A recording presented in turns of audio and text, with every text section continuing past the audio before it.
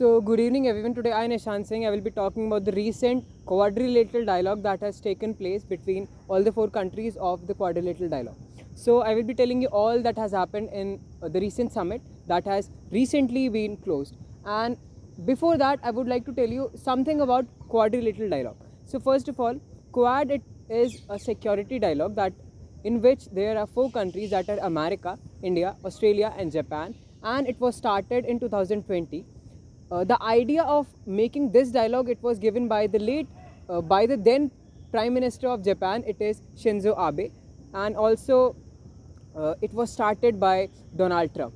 So in 2020 it began, and the main reason why quadrilateral dialogue has been started, it is to counter the dominance of China in the Indo-Pacific region, and it is a really very big problem nowadays. So now I will be telling you the various things that were discussed in the recent summit. The first is that United States of America, it is going to open a new economic forum with the name of Indo-Pacific Economic Forum, so that most of the taxes that are present can be reduced, so that the trade between America and all the Indo-Pacific nations can be increased, so that the dominance of China can be reduced. Second, it is about the semiconductor chips that all the four countries are going to make together in the coming 2 to 3 years. $50 billion have been signed for semiconductor company only. America, it is having great manufacturers. India, it is having good design, and Japan and Australia, they are having the raw materials required to make semiconductor chip. So I think that in the coming years, all these four countries will be providing a lot many semiconductor chips than they are giving us now.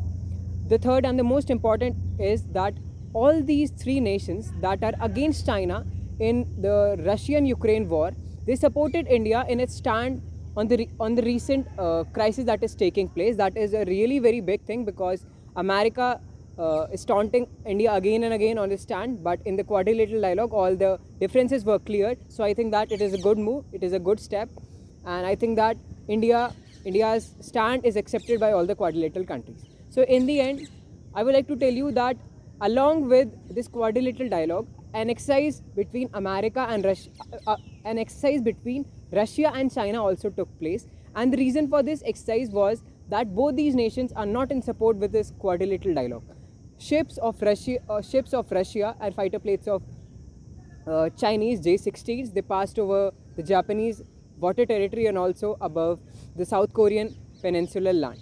So this was not liked by most of the quadrilateral countries, and they also condemned their decision to conduct this military exercise.